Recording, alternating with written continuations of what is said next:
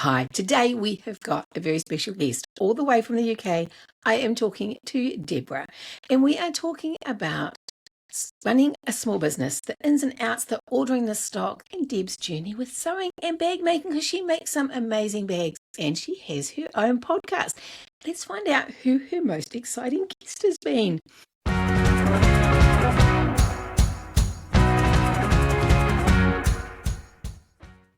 So let's welcome Deborah to the show. How are you today, Deborah? I'm really good, thank you. It's so weird. I think I said this in our other chat that it's sort of nighttime here, but sort of really early morning for you. So I find that really weird. But yes, I'm good. It's strange. Had a busy day. So we're bookending the day between us. There you go. Yes.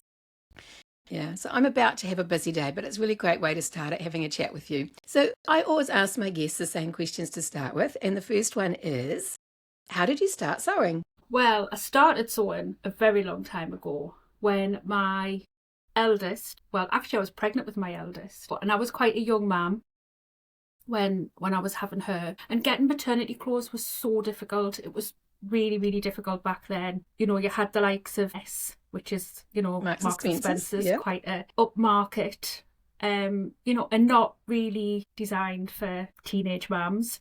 Right. And that was pretty much the only place that you could get maternity wear. So I really, really struggled to get things to fit, and that weren't just leggings and a jumper. And yeah, so my mother-in-law taught me to sew, so that I could literally make just these pants with elasticated waist and make them long enough in the leg. Because although I'm not very tall, I've got quite long legs, so I've always struggled with leg length and what have you. So yeah, so that was pretty much the first things that I made. And then it progressed from there. I made clothes for my daughter, who was my eldest, well, still is my eldest. And then obviously 2 young kids under 2, I gave up sewing for quite a long time because, you know, I just didn't have the time, basically, you know, running around after a toddler and a newborn. And then I sort of came back into sewing probably about 10 to 12 years ago. Okay.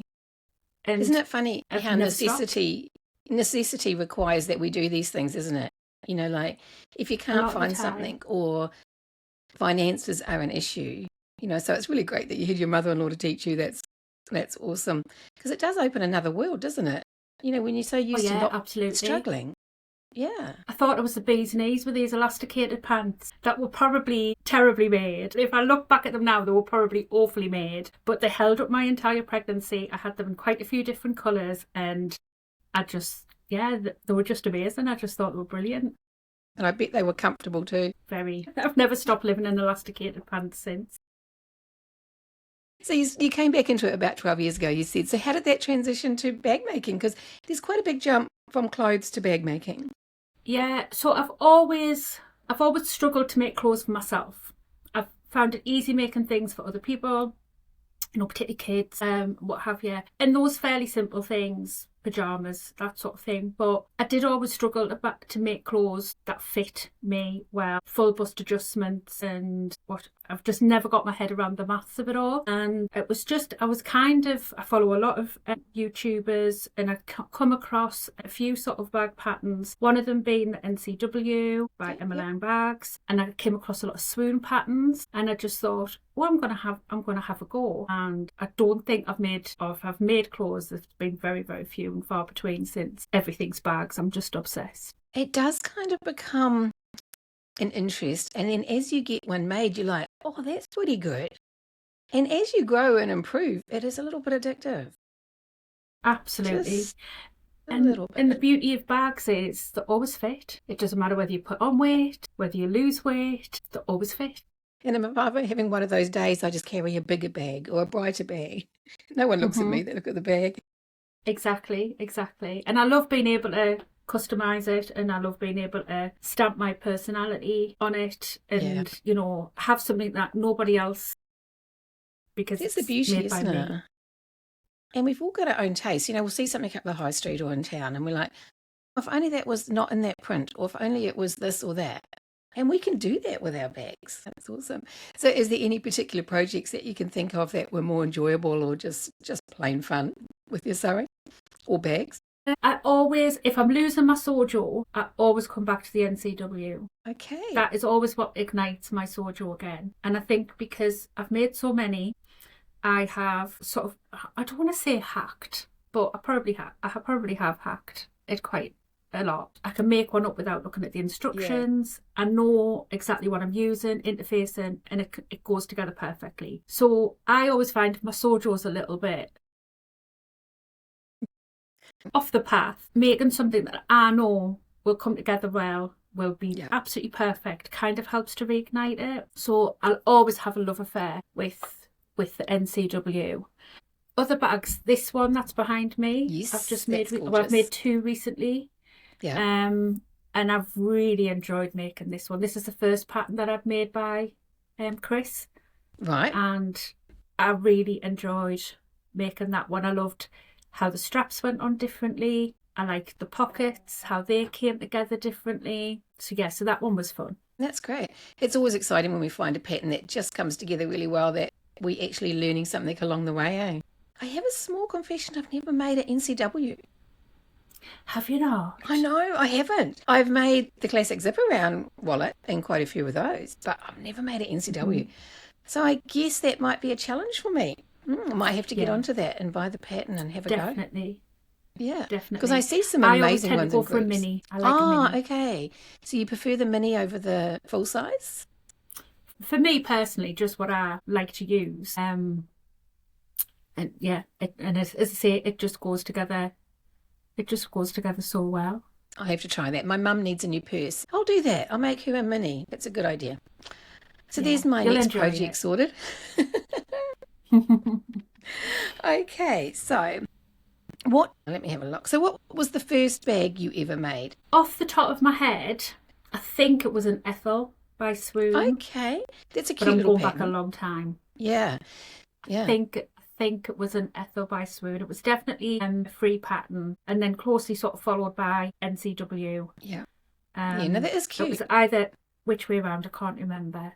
They were both terrible, really badly interfaced because I knew nothing about interfacing or buying the correct interfacing. Yeah. I wasn't as a precise sewer back then as what I am now. Yeah. So there was a few bits that had to be sort of, you will fit. You will. There was a few bits of that going on, but I was still hooked because it was still a functional bag. It still looked really nice. But I think that's the beauty of bags too. Often you can camouflage a multitude of problems, or hack it halfway because you've made a mistake and it doesn't matter. Whereas if it's clothing, you can't exactly change the shape of the arm and still have it fit. Bags are awesome like that. They're quite forgiving, except with my top stitching, which we won't talk about last week. Yeah, I've just done my first drop-in lining today. I've avoided drop-in linings. Yeah, you don't like them? First one today. What do you think? But I saw on a flatbed as well, which makes drop-in linings a little bit more difficult. It's a gift. It's sitting just out of shot because I don't know when this is going to go out. It was behind me, so I thought I'd best move that. But hopefully the recipient doesn't look too closely at the top stitching. Well, on some bags, I absolutely love a drop-in lining. If I've got a tote that just hasn't got a recessed zipper and it's going straight from your exterior to your inlining, at the top I like to put a bit of trim or a bit of piping. And so I find that easier to do as a drop-in, so I get a definite even around the top. Yes. Because I'm not yet able to do piping around the top of the bag and ensure it's going to be a perfectly even height all the way around.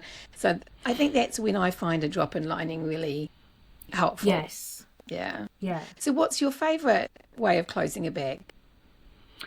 Definitely turning through, but preferably with a bag where I can leave the bottom completely open and then go in through the pocket, close the lining up through the pocket and then close the pocket. That is my preferred way of doing it. But I do actually really like binding now.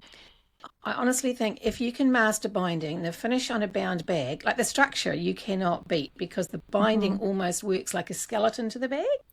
It does. It's like a boning, isn't it? It literally... Is. It pushes those seams out. Yeah. And now that I'm more confident in doing it, there's actually a few bags that I've done that aren't bound that now if I did them, I would bind them. Yeah. Yeah. So what was it with you that helped you get the knack of binding? Because binding is a biggie, right? Like I see so many groups, suggest me a bag that doesn't have binding. I saw one yesterday, a backpack. I hate binding. I can't do it. Suggest me a backpack that doesn't. What was the little thing that helped you get it or made it click? I think it was discovering the type of binding that I like to use. So I like to use a double fold binding. So a cotton, like a cotton bias? Yeah, cotton bias, double fold.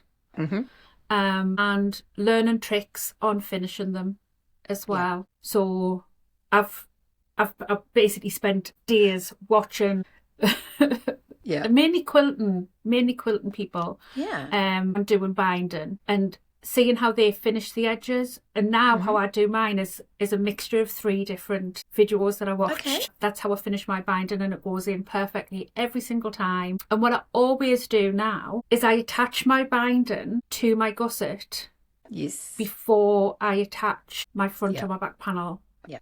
And then I've only got to pull it through to the other side. So I'm not stitching that binding on once it's constructed. Right. I stitch it on as part of the construction. Yeah. And that changed it for me. Yeah. Made it so much easier. I like to sew it in with my main seam when I'm doing it. And then you don't get another seam that you can see when you fold it either. So it's so much neater. But if anyone has followed my patterns, they'll see that my progression of how I teach binding has changed too. That's the other thing I love about watching tutorials. You take a snippet of their process and you go, that would help the way I do it. And as you said, yours is a joint of 3 different methods. And that's what works for you. There's no right and wrong with binding. No. I say this to people all the time. Whatever works for you is the right way. Just because somebody else says this is the right way, it doesn't mean to say that there's no laws. No. There's no laws in sewing. No. Nobody's going to come and break down your door and take you away. But, some people do get very passionate and are very much sort of, this is the way to do it. And this is the way that I was taught in, home education years ago. And as it was, for us, it was home textiles. Yes. But, people develop new techniques all the time or they put techniques together. Yeah. So, what works for one person might not work for another person. No. So whatever works for you is the right way to do it. Yeah. And I tried the waterproof canvas. I've done binding quite a lot in the past, and I thought I'd try these techniques when they come up. I like my nice corners because your bias tape gives around the corners. You get that nice firm bit of stretch. Then I tried fold over elastic, and I didn't like the thickness of that. Now it seems to be everyone's using this stick-on, so I haven't tried that. When you see a beautifully bound bag with bias, I think it's hard to beat if you can master that way of doing it. Yeah, I mean, it's like I don't like hand sewing. I hand sew as little as I possibly can, except when it comes to binding bags. Okay, so what do you hand sew it? Oh, so the last seam you hand sew. Okay. Yeah, no, you're too dedicated. I couldn't do that.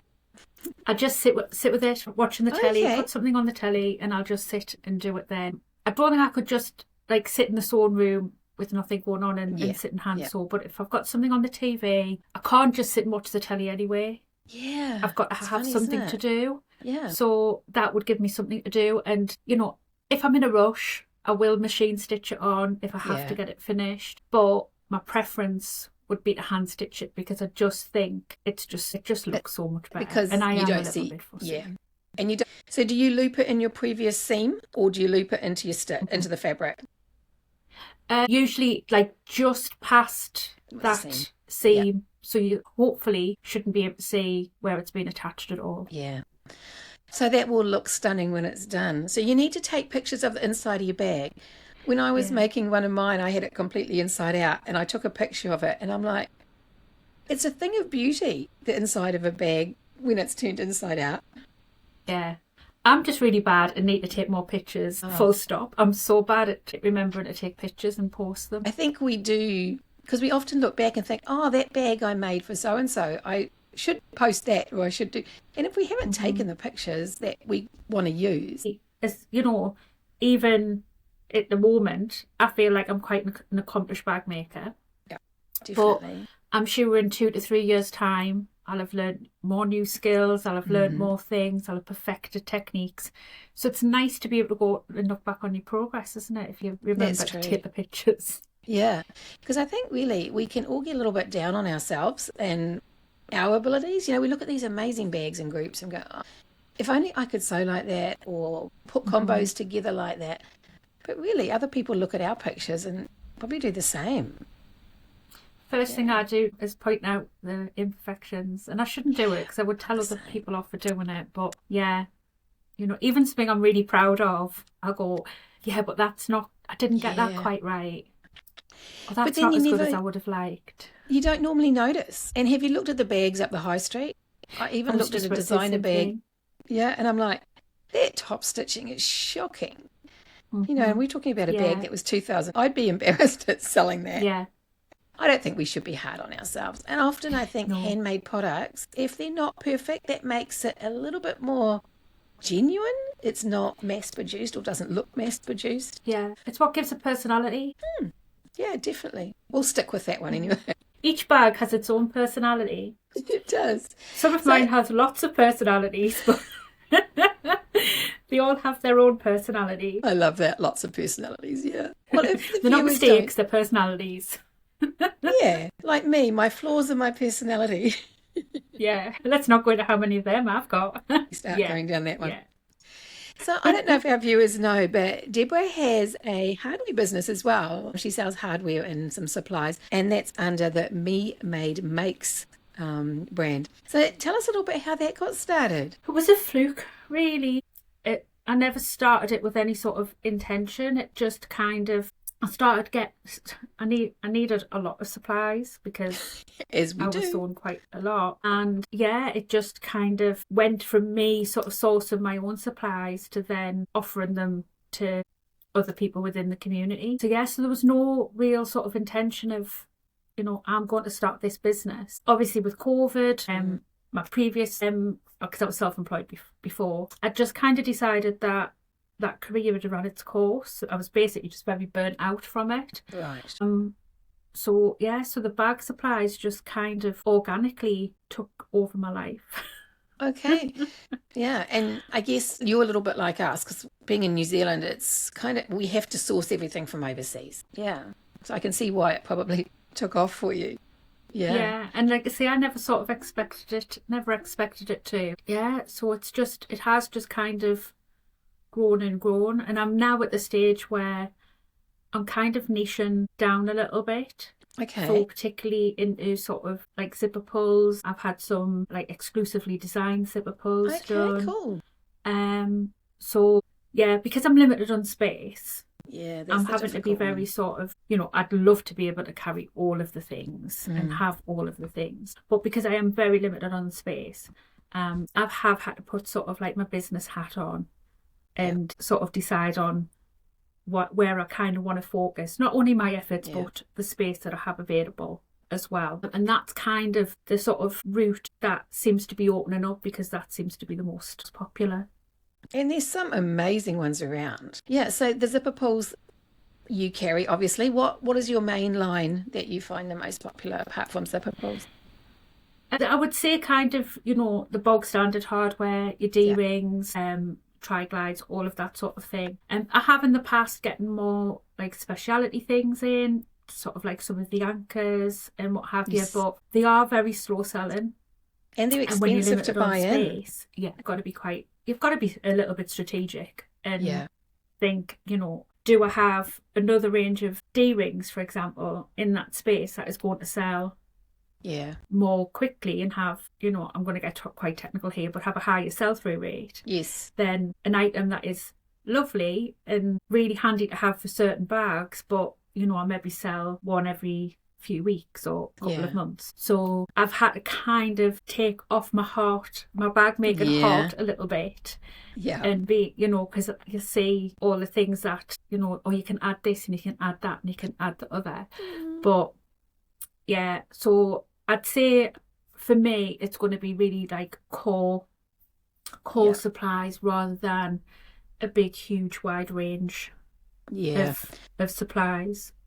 And I think it's a smart move to niche down. I'm thinking of reducing my colours because, you know, you've got the core 6 colours. Having just had the business a month, I'm already seeing that there's definitely the colours that are more popular than others.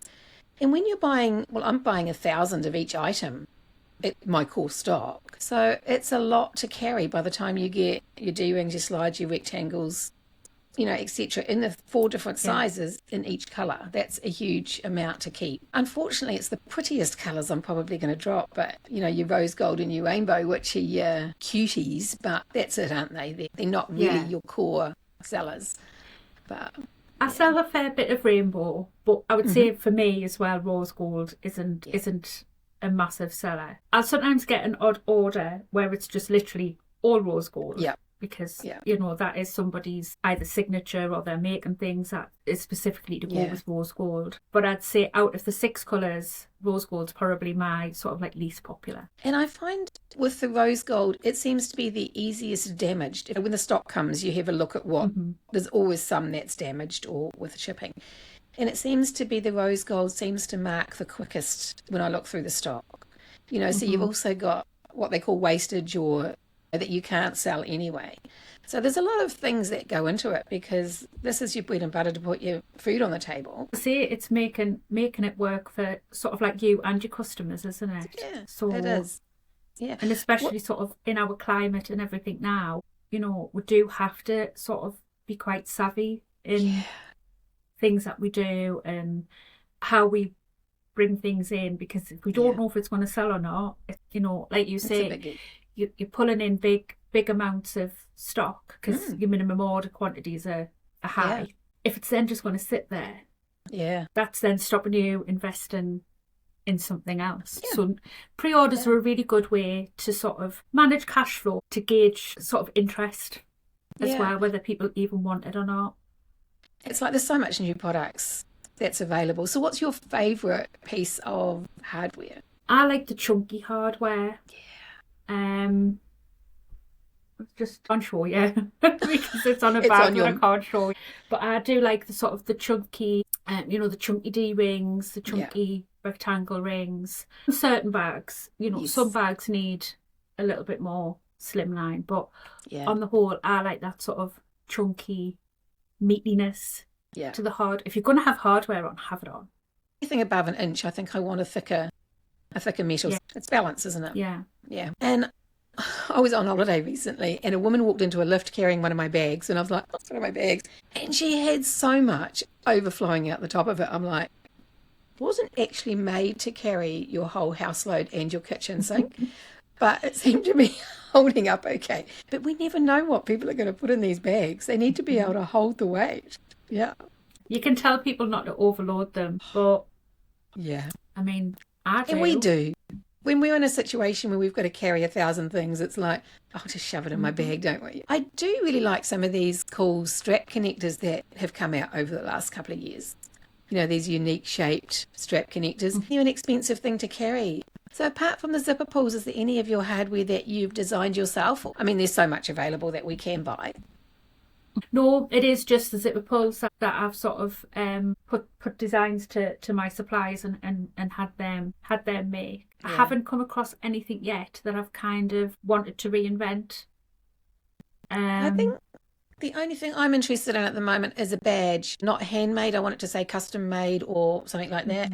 And I don't want it just to be a square. I want it to be something else. But I'm still sort of thinking through the process. Do you see custom ones with the word custom? I think some people have different connotations on handmade than others. So I think it's good for them to have an option. Totally. So the other thing, or the other string to Deborah's bow, is her podcast. So I don't know if you guys have seen it. You have got to go, and I will put the link down below, because she interviews the most fun and interesting people. And I just love their stories. They're so inspirational. In every one of your episodes, I've had several takeaways. They are great. Apart from one you did a couple of weeks ago, and we'll just skip past that one. No, that was a good episode. So I'll put the link before. Now tell me a little bit about your SewCiety podcast. How did that come about? So I'd done a couple of podcast episodes sort of last year. Well, probably about 10 to 18 months ago, and just kind of recorded them on my own, chatting about different bag topics. But I don't know, I put it on hold for a little bit because I was getting married, and the wedding was just, well, the wedding wasn't kind of taking over everything, but it was sort of, sorry. Hello, puppy dog. It's okay. Yeah, to somebody at the door. Yeah, if a leaf goes past the door, they will bark. Good security. So, yeah, exactly. I open the door and people are expecting these great big dogs because the amount of noise they make, and the two little Scotty dogs. Oh, cute.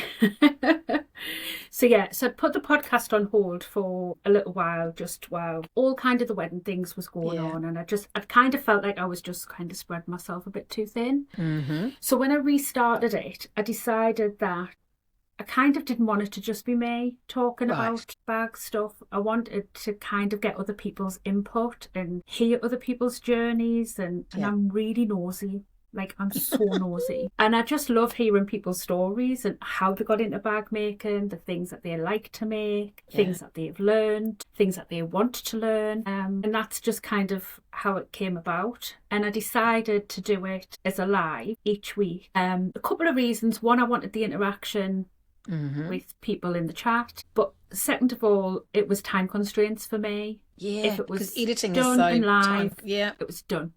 Yeah. And it was out there. Yeah. And I love that kind of rawness with it. It's it's unfiltered.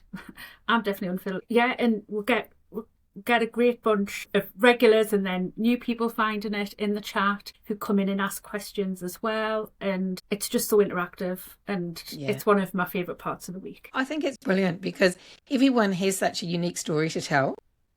And even if we think we know someone's story, we sometimes don't.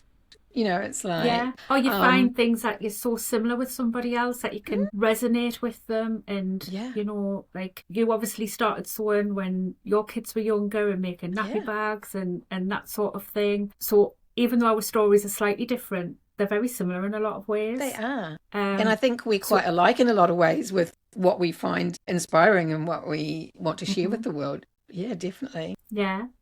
So what's your favourite episode so far? Or you're allowed to...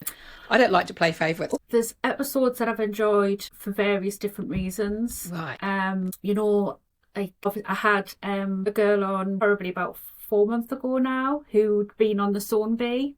Right. Which, I don't know if you've seen the Sewn Bee, which is obviously a UK programme, but it does we get it in New Zealand as well.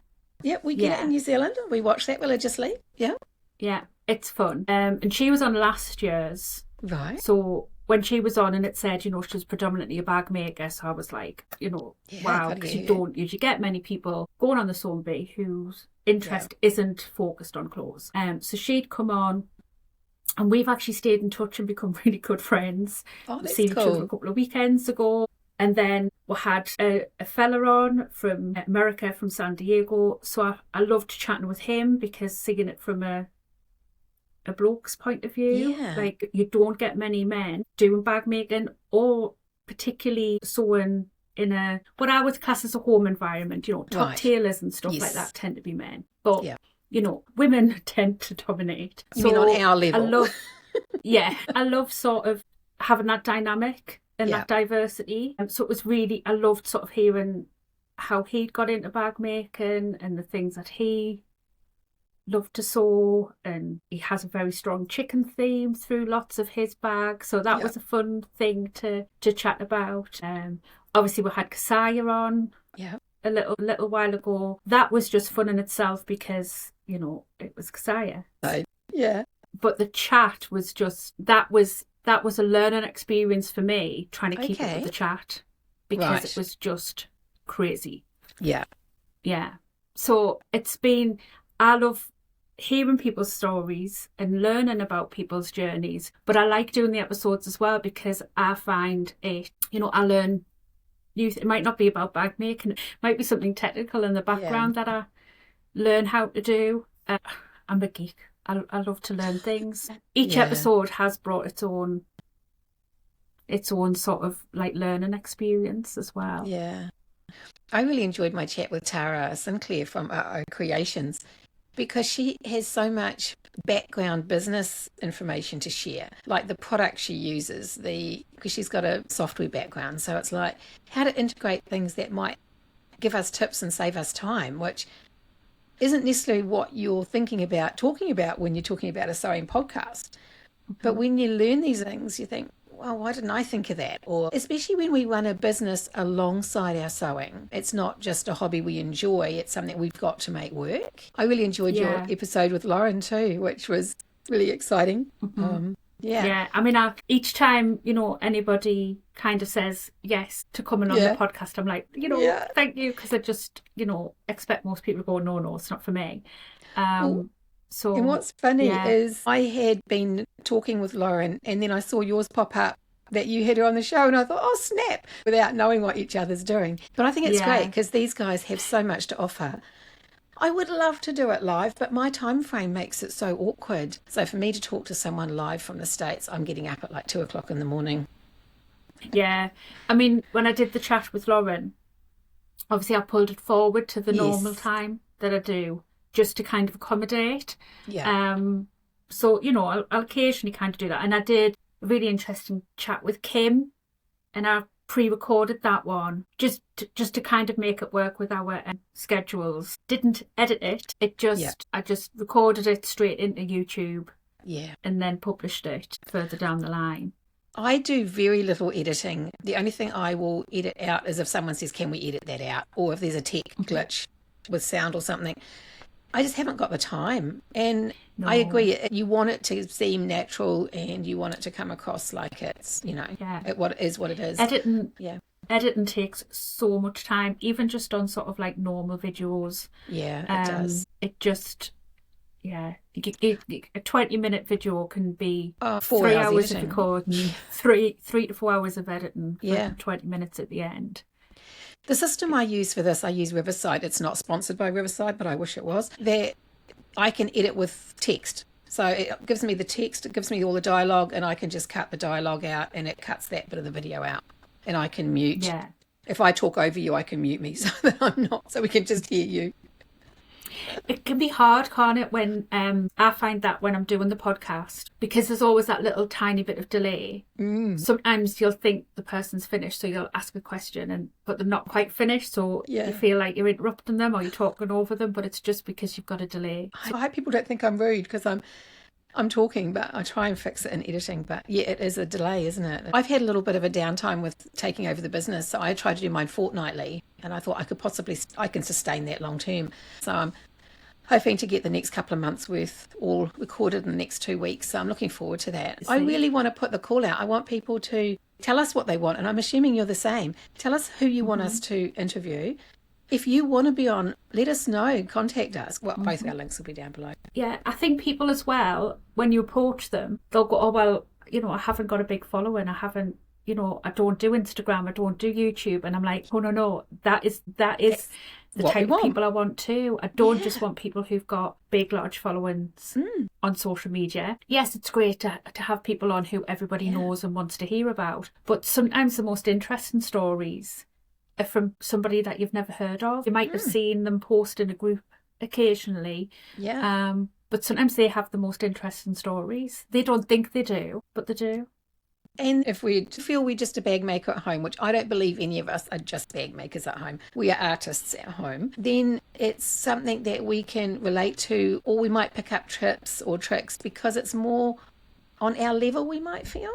It's like I interviewed a woman here and she's a brilliant sewist and she's making bags out of legacy bags, out of blankets and clothing for people. And it was such a touching story. And I know now other people have offered to do the same thing for people because they've realised from that how much it means to people to have an item they can use every day that has a connection with a loved one that has passed. To me, doing the interview, it's just something that came up. But it was such a touching, I think, we all have something that other people are going to either resonate with or learn from.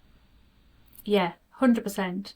Yeah, I think she was the first one that I did, Helen, who upcycles pretty much everything. Takes old sofas and makes bags out of them. Takes bags, the empty bags from Yorkshire tea, and makes them into tote bags. They're amazing. Wow.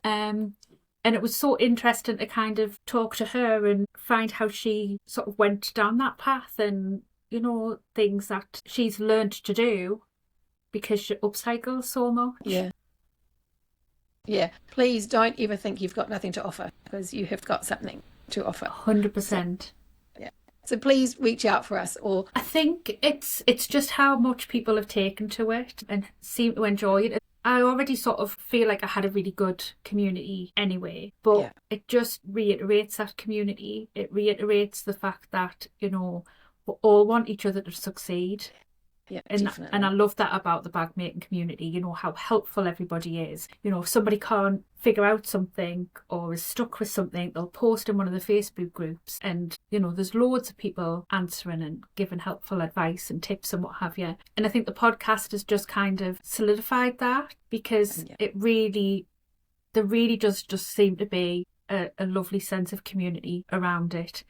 You know, people log on every single week to come on and they'll type their questions in the chat, and then there's conversations going on between people watching in the chat that don't even necessarily have anything to do with what's going on in the episode, but, you know, people are sort of chatting in the chat, and I love that. I love community. Love it. So that's where you've created a safe space for them to have a chat, and a regular space to have a chat.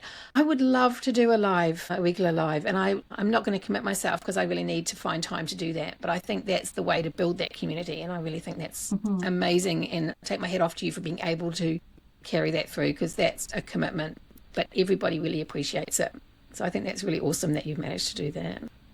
As I say, like I said, it's one of my favourite times of the week, and I obviously have a wonderful, supportive husband who, you know, wouldn't be able to do half of what I do if it wasn't for him, and he moderates on the chat as well. Not that I've ever had anybody that shouldn't be there in the chat, because I do have it so that you've got to be a subscriber, right, to be able to comment. Yeah. But, you know, he's always logged on, so he can just kind of monitor and, you know, just make sure that there's no spam or anything like that, which, I mean, touch wood, we've been fine. But you never know. He kind of keeps the chat going as well. And I think people come to watch it, to chat with Andy, as opposed to watch me sometimes, because his username is Grumpy, which is his I love that. nickname. I love it. Self-proclaimed nickname. This was not given to him by me. Kind of thingy in the chat as well, sort of, he'll ask questions, or he's chatting with other people in the chat, and I'm like, they're just coming for him. Now, if people haven't seen your podcast, now Andy has been sewing a few weeks ago. This is one of Andy's. So it's all finished. Now we are putting a call out to get him on her channel. Is he still doing more? He's got a bag which is half made, sitting behind the computer at the moment. 2 seconds, I'll get it. Go and grab it. I think we'll need a new Grumpy channel so that we can all go watch Deborah's husband sewing. He has started his own channel. He's just got a few shorts on there. I'll send you the link. Yes, definitely. But he has got his own channel. So this is sort of, I don't know how well the colours are being picked up, but it's like a burgundy. Yes. Deep burgundy with navy. And that's the sides. See if I can, because it's all clipped in place at the moment. Yes, he's going to love you if you unclip it. Wow, he's doing well. That's an advancement. That's pretty advanced for a new bag maker. So this is a Tribbiani. Okay. Which he has made before. I have got a video on my YouTube showing some of the bags that he's made. But that's going to be for his dad. I can say this because his dad doesn't even know how to work YouTube, so it's fine. So that's safe. So this is a present for his dad, who was a Royal Engineer for 22 years. Oh, wow. So what's called a sapper. Yep. And their colours are burgundy and navy. Well, like how great. A deep blue. So he has a few health problems, so he can be in and out of hospital sometimes. Right. This is a present for him for if he's got to go somewhere. He can put it all in his regimental colours. And obviously it's going to have been something made for him by his son. And that'll be so special. Everybody will get shown it. That is amazing. Yeah. That's gorgeous. So you're going to be the great project that he's got on at the moment. So we need to follow his channel. Mind you, we don't want him outdoing us. I mean, come on. Well, yeah, like one of his shorts got like 500 views or something within the first 24 hours. I was like, I'm foreman. I'm not. Record them on my channel. Yeah. Yeah. I sometimes worry that people think like she's not very nice to her husband. She calls him grumpy and she's foreman, that his top stitching's better than hers. I'm not at all. No. We have a very jokey relationship. So yeah, so he's kind of recorded a few bits where, you know, he's been putting things together or he's choosing fabrics and such like, and he's put some shorts out on his channel. Oh, that's cool. But I had the pleasure of having a very brief chat with him after our session a couple of weeks ago, and he's so lovely. He's lovely. Yeah. He's a sweetheart. Like, kill me for saying this, but he is. He just has a very grumpy, like, exterior. Well, I was at the Knitting and Stitching show the other week with Maria from the Sewing, who'd been on the podcast. We met up and we were actually talking to one of the other contestants that had been on the Sewing, who was also there. Andy was just kind of standing in the corner on his phone and said about him being grumpy. And he literally just had this really resting grump face. Like he looked like he was foaming about something, and he wasn't at all. He was just concentrating or something. And she said, I don't know why he gets called grumpy. I was like, I don't know. You wear a lot of hats. How do you balance it all? Because you've got children, you run your hardware business, you make your bags, you've got your podcast. How do you cope? I need to work on my work-life balance a little bit. Right. That is one of my focuses for 2025, is to have a bit of a better work-life balance, because I don't really have one at the moment. Okay. But I'm lucky that my children are older. Right. You know, my youngest is in third year uni now. Mm-hmm. So she lives away in Leeds, and my eldest is 30 next birthday. Right. So, you know, thankfully school runs and what have you are done. I do have 2 stepchildren. But yeah, Andy does all the running around there. He's very, very hands-on dad. So that's awesome. He does all the school runs and what have you. So, but family life's fairly easy to balance. Right. It's my ability to switch off that isn't. I hear that. That I need to work on. And often when you are relaxing at the end of the day, that's when things pop into your head that you've forgotten to do or that you need to do, because there's actual room in your head for it. So it's, yeah. And I think it's hard as well when your hobby's your business, because where does the business end and where does the hobby start? Yeah. And I think that's really something that I need to kind of focus on, is a lot of the things that I sew, I'm sewing in some way, shape or form for the business. So although I'm enjoying sewing it and I'm sewing it in my own time, it still has a relevance to the business. There's still a reason that I'm doing it. It's because it's business related. So I need to, have that little bit of a divide somewhere. And I just need to sort of figure it out, basically. But I think when you love what you do as well, it can be hard to kind of say, right, 5 o'clock, I'm finished, that's me. Yeah, but I mean, it just doesn't work like that. Aren't we really fortunate to have a job, because it's a job, let's be honest, that we love? Mm-hmm. You know, we could have to get up at 7 in the morning, commute for 2 hours to a job that we hate, and not get back till 6 o'clock at night. You know, that could be our life. So isn't it, aren't we blessed to have a job that we love? 100%. 100%. Yeah. It's just like, say, finding that bit of a balance sometimes, because, I do sometimes feel a little bit burnt out. Yeah. So I need to sort of work on, like, having that differential of what's me and what's business me. Yeah. Well, when you find the answer, please, we'll get together again, because we all want to know that one.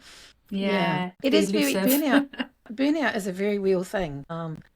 And I suppose we probably should have a chat to someone about that, shouldn't we, on a podcast sometime? I know it sounds a very heavy topic, but it's a very realistic topic, especially for ageing women as well, because there's so much else going on. Not that I'm saying we're old or anything, you know, or even getting remotely that I know way. what you mean. Women of a certain age who experience hot flushes. Yes, we all put it that way. So it's kind of like there's got to be advice and things put in place to manage, doesn't it? And it's not the easy thing to do. No, I mean, I am getting better. I am I'm being much more structured in my days. Right. Where before I used to just get up and be like, oh my God, what do I need to do today? And I would just have this great big long list, and then I would just get overwhelmed. And yeah, where now I'm finding sort of processes that work better for me. And I tend to sort of do certain things on certain days. I think we talked about this when you were on my podcast about changing around my delivery structure, my shipping processes. Yeah. That has been a game changer for me in being able to manage my other workload. Right. And I didn't think such a small change would have such a big impact, and it's changed my work life. Absolutely changed my work life. Oh, that's great to hear. That's good. So I think it's finding sometimes little things, little changes that sometimes can lead to kind of big repercussions, but in a good way. Yeah. I watch a content creator, Jade Beeson. Now, she's in London, right? I've noticed is she blocks out time for a particular job. So that's all she's got in the day, 2 hours. If that job isn't done, then the rest of it gets transferred to the next day, especially if it's a job that doesn't really matter, but it has to be done during the week. And you can lose all day trying to do a stupid job that's not going right, that isn't really that important, but it's got to be done. Mm-hmm. And I thought that's a great idea. So I have started blocking out time for things that have to be done. But if I don't get it all finished in that one day, it doesn't matter. It can transfer to the next. I'm working on that system, and when I manage to stick to it, it works really well. But it's so easy to be overwhelmed and just panic about something needing to be finished. Yeah. Yeah. And I think especially if you're trying to do something and it's not going how it should be going, I find it difficult to step away from it because I want to tackle it, and I want to get it right, and I want to figure out why something's not doing what it should be doing, or whatever the problem is. I have a difficulty in kind of leaving it and coming back to it later, and that's something that I know I need to work on. And I think we're probably both perfectionists as well. And it's sometimes you've got to say, no, it's done. It's okay. It's done. But that's a hard one to get to. Yeah. Time to walk away. It's okay. Yeah. So looking at new bag makers, what would be your piece of advice for a new bag maker? To trust the process and follow the steps and trust the process. Speaking to somebody who didn't follow steps, didn't trust the process, and then would end up with something that wasn't how it was supposed to be because, I hadn't kind of, not so much listened, but I would just jump straight in and get excited about getting this project done. And I would kind of I don't want to do the boring bit. I don't want to do the prep. Because that's not fun. The sewing is the fun part. Yeah. So I would kind of rush, that preparation and just try and jump straight into the sewing part. But definitely enjoy the entire process and trust the entire process, right from choosing your materials to interfacing them, cutting them out, and then through to sewing. Just take your time. There's, it's not a race. So I think a lot of the time as well, people will watch people on YouTube and they'll see how quickly something goes together. They have been edited. It's been edited. Some parts will have been sped up and what have you, because YouTube doesn't want us to be putting out 4-hour videos for bag making. But, also some of these people that are making videos and stuff have been sewing years and years and years and years. They know their machines inside out. They know, the foot control that you have on a machine that you've had for a long, long time. You know exactly how to control it. So when you come into, even if you're really experienced sewist, like you've made clothes, you've made quilts and what have you, bag making's totally different. The interfacings, the stabilizers, all of that sort of thing. So don't worry about how quickly it's taken you or how long it's taken you. Just enjoy the process from beginning to end and don't rush. Yeah, that's great advice. I've made some changes actually because I hate cutting, right? And I hate prep. Well, hate is a strong word, but actually I think I do hate cutting, but I don't particularly like the prep. So what I've decided to do now is I cut and prep, and that's a job. And then sewing is another job.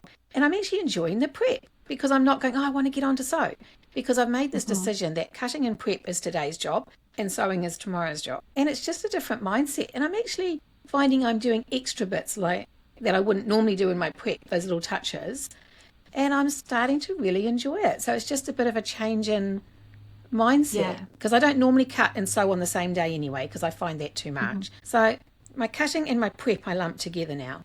And I'm actually enjoying that. Then I come to sew and it's all ready in a pile, all prepped, and I can just sew. I tend to batch cut now as well. So if I've got a few projects in mind, I'll get all my materials out for all of those projects and I'll batch cut. I mean, I don't go between the different projects. I cut a project and then cut the next project and then cut the next project. But I'll do it, I'll literally maybe have a full day or a full couple of days of just cutting out and prepping, because then I can do a longer stint of just sewing.